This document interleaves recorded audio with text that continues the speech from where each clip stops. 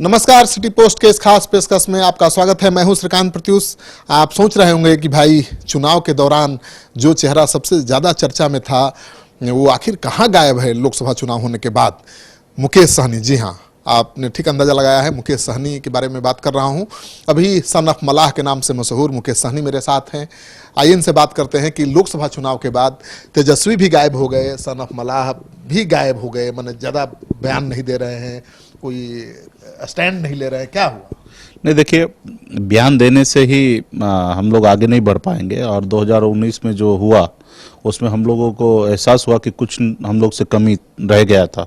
तो कमी ये रह गया था कि ज़मीन पे हम लोग काम सही से नहीं कर पाए थे, अपने बूथ स्तर पे सही से कमेटी नहीं बना पाए थे। तो अभी हम लोग मीडिया में आने से ज़्यादा मेहनत कर रहे हैं कि ज़मीन पे हर जगह जिला में बैठक रखना, हर बूथ पे लोगों को भेजना, हर जगह तैयारी कराना।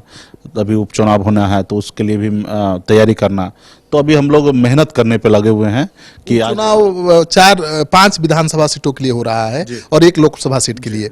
अभी तक तो सीट का बंटवारा ही नहीं हो पाया आप लोगों में। सीट क्या बंटवारा होगा? कोई बहुत बड़ा 2020 का चुनाव थोड़े होने के लिए जा रहा है, उपचुनाव है। और सब महागठबंधन के सभी सहयोगी दल मिलके चुनाव लड़ेंगे।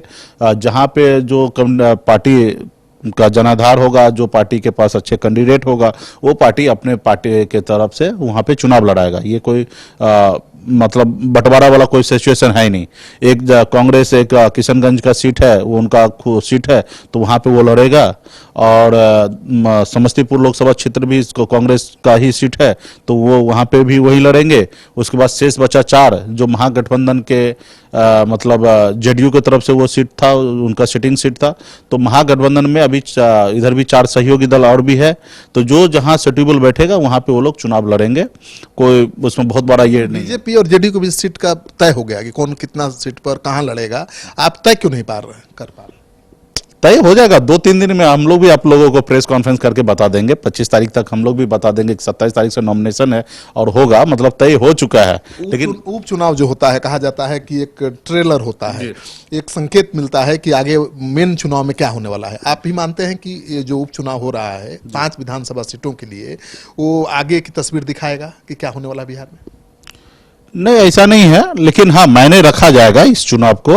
लेकिन इस चुनाव से, क्योंकि इस चुनाव में अभी 1 साल का समय है, ठीक है। और बिहार का जो राजनीति आज की तारीख में जो चल रहा है, जो आज दिख रहा है वो नहीं रहेगा। जो आज समीकरण बना हुआ है, ये समीकरण चुनाव तक जाते जाते ये समीकरण टूटेगा। ये आप लिख लीजिए, ठीक है। और रहा कि ये चुनाव भी मायने रखेगा कि अभी दिखेगा कि किसका क्या कितने दम है, किस पार्टी को और कौन कहाँ जीत के जा रहा है, उसका वोट मार्जिन क्या दिखेगा। 2019 में जो मार्जिन था चुनाव जीतने का, वो मार्जिन अभी भी बरकरार है या घटा है, वो सारा चीज दिखेगा कि किस तरीके से है। तो ये चुनाव भी महत्वपूर्ण है। इस बार जो 5 विधानसभा सीटों पर चुनाव हो रहा है, उपचुनाव, उसमें से 4 सीटों पर जेडीयू लड़ रहा है जी।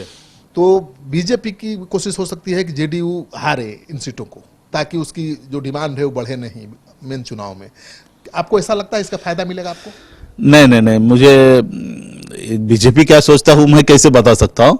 और रहा जिस तरीके से आपस में जो लड़ाई हो रहा है, तो इतना मैं मानता हूँ कि दोनों का दिल नहीं मिला हुआ, दोनों का वर्कर नहीं मिला हुआ, और इसका फायदा हम लोगों को होगा।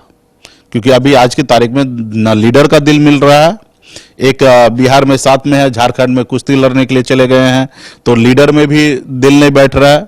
और वर्कर में भी कहीं ना कहीं आप देखिएगा कि इस बार जो जेडीयू 17 सीट जीता है लोकसभा में, 16 सीट, जिसमें उसमें जीत में सबसे बड़ा सहयोगी और सबसे ज्यादा ताकत, सबसे ज्यादा संगठन का ताकत, ये सब बीजेपी का है।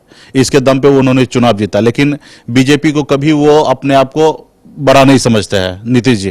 तो निश्चित तौर पे बीजेपी का वर्कर जो होगा वो नीतीश जी को बताएंगे कि नहीं, बीजेपी बड़ा है, ऐसा भी हो सकता है। तो आप बहुत उम्मीद पाले हुए हैं कि बीजेपी ही लंगड़ी मारेगी नीतीश कुमार को और उसका फायदा मिलेगा महागठबंधन को। हाँ, जब ये 2 आपस में लड़ेगा तो तीसरा को तो फायदा मिलना तय है। तो वो लोग अभी लड़ रहे हैं और दिख रहा है, ठीक है। लीडर भी आपस में लड़ रहे हैं, वर्कर भी आपस में लड़ रहे हैं, कहीं पे तालमेल नहीं है।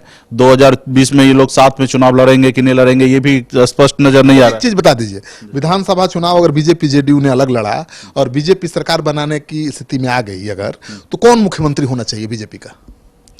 अच्छा, बीजेपी का सरकार ही नहीं बनेगा, सरकार हम लोग का बनेगा। अभी ये पूछिए महागठबंधन से कौन मुख्यमंत्री होगा, तो उसका जवाब हम लोग दे होगा महागठबंधन, वो समय आएगा तो दे देंगे मुख्यमंत्री। अभी नहीं बता सकते। नहीं, बहुत सारे चेहरा है, आपस में डिसाइड होगा। लालू जी जिनको आशीर्वाद दे देंगे उनका वो बिहार का मुख्यमंत्री बनेंगे। तो देख रहे हैं कि मुकेश सहनी भी ये नहीं बता पा रहे हैं कि महागठबंधन को ज्यादा सीटें मिलेंगी, सरकार बनाने की स्थिति पैदा होगी तो कौन मुख्यमंत्री होगा, लालू जी तय करेंगे। तो आप समझ गए होंगे कि विधानसभा के 5 सीटों के लिए जो उपचुनाव होना है काफ़ी मायने रखता है और आरजेडी महागठबंधन के तमाम नेताओं को इस बात की उम्मीद है कि बीजेपी खुद लंगड़ी मारेगी जेडीयू को और उसका फायदा महागठबंधन को मिलेगा। इनके दावे में कितना दम है ये तो चुनाव के बाद पता चलेगा, लेकिन इनके दावे में दम आपको अभी दिखे तो इस वीडियो को खूब शेयर करिए। अगर आपने अब तक हमारा चैनल सब्सक्राइब नहीं किया है तो कर लीजिए।